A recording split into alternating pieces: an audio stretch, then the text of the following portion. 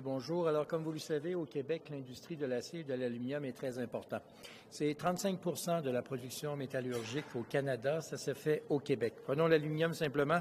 C'est 5 milliards de dollars dans l'économie canadienne, 20 000 emplois au Québec. C'est donc un secteur qui est à risque en raison des tarifs imposés par les États-Unis. Au cours des derniers mois, avec les collègues du Caucus du Québec, nous avons sillonné la province à la rencontre des gens d'affaires, mais aussi des travailleurs, de ceux qui œuvrent dans la grande industrie, les grandes alumineries ou encore les grandes aciéries, que ce soit les forges également que nous avons visitées, que ce soit également les entreprises qui font de la transformation ou même aussi les États de la métallurgie au Québec, les États généraux de la métallurgie au Québec auxquels j'ai assisté il y a 3 semaines.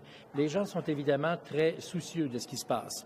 Comme M. Harlison l'a bien expliqué tout à l'heure, tout le monde attendait avec anxiété l'entente de l'ALENA. Pardon. Et malheureusement, cette entente-là ne leur a rien donné. Et comme on le mentionnait tout à l'heure à juste titre, c'est fort probablement la première fois qu'une entente de commerce international est signée où il y a plus de tarifs avant qu'il y en avait, qu'il y a plus de tarifs maintenant qu'il y en avait avant. Et ça, les gens sont très déçus de voir qu'aucun effort n'a été fait pour réduire les tarifs alors qu'on était au cœur des discussions.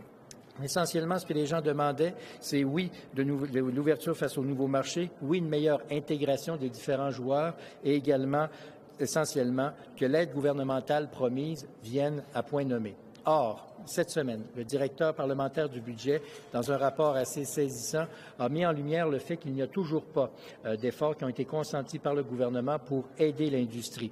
Et ça, pour nous, c'est tout à fait inacceptable.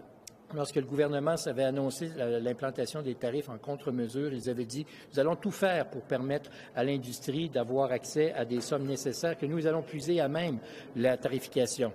Or, le directeur parlementaire du budget dit que si rien ne s'est fait jusqu'à maintenant, et d'ici 1 an et demi, c'est près de 3 milliards de dollars qui sont là en attente.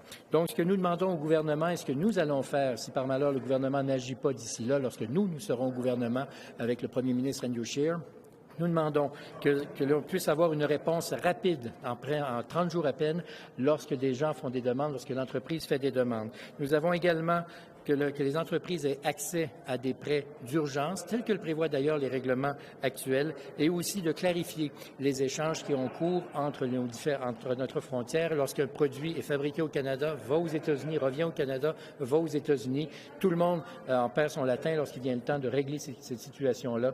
Nous demandons donc au gouvernement de clarifier cette situation-là. Nous demandons au gouvernement de mettre en place un système qui fera en sorte qu'en dedans de 30 jours, les demandes qui soient faites soient traitées en priorité et accès également à du financement d'urgence.